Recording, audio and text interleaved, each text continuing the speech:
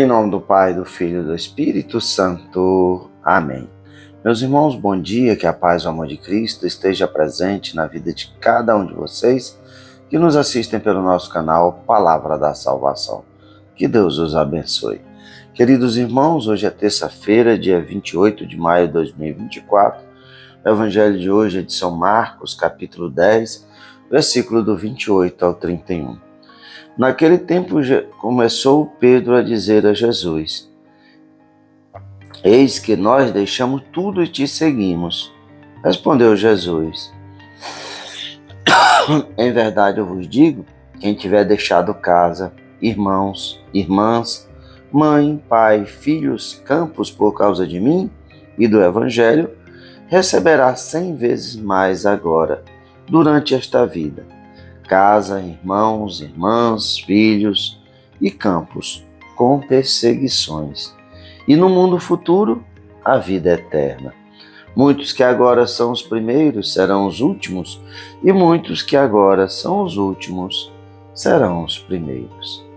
Palavra da salvação, glória a vós, Senhor. Queridos irmãos, o Evangelho de hoje tem apenas 3 versículos.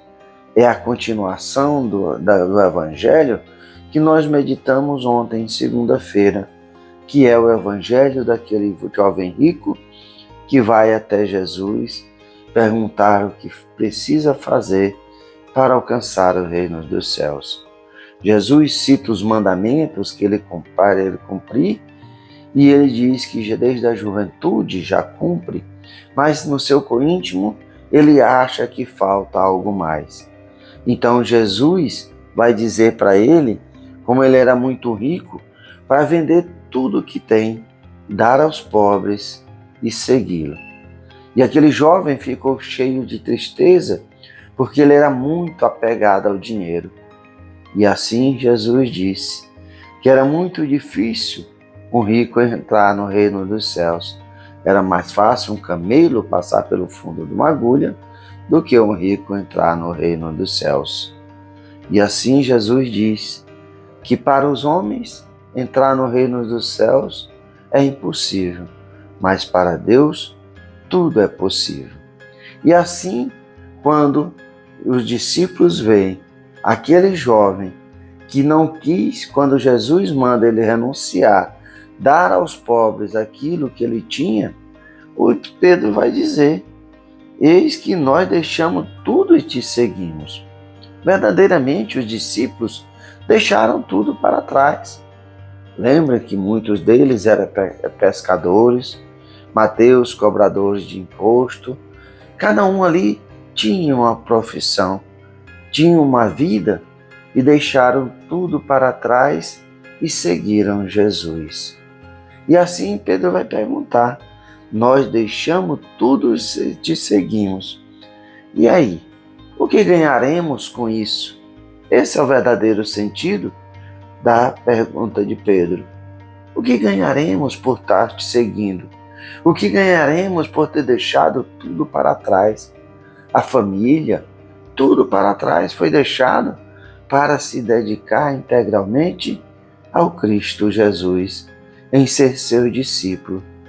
E assim Jesus vai dizer: em verdade eu vos digo, quem tiver deixado casa, irmãos, irmãs, pai, mãe, filhos, campos, por causa de mim do Evangelho, receberá 100 vezes mais.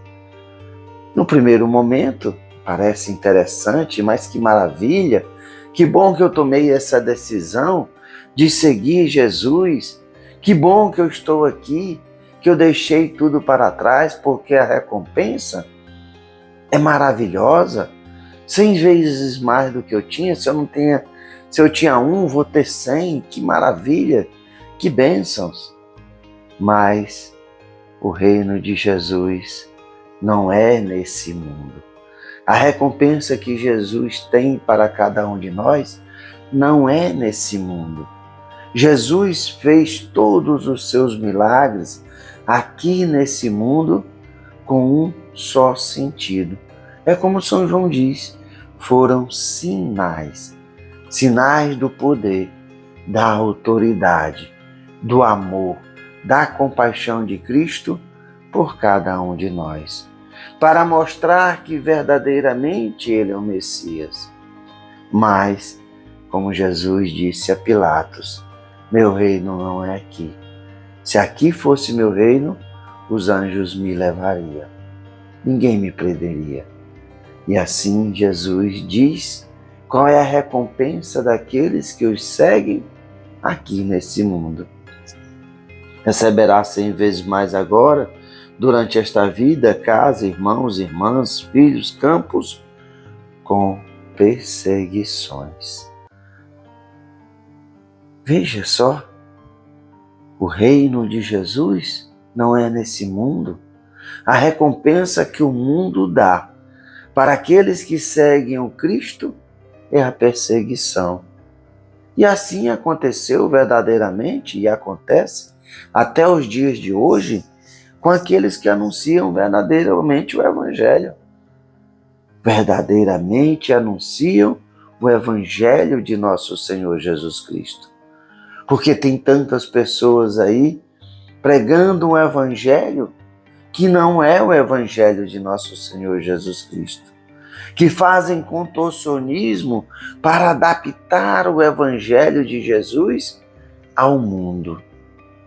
São Paulo nos diz, aquele que pregar um Evangelho diferente do Evangelho pregado por Jesus, seja considerado anátema, ou seja, excomungado. Porque o verdadeiro Evangelho de Jesus é um só. E todos aqueles que anunciam o Evangelho de Jesus verdadeiramente serão perseguidos.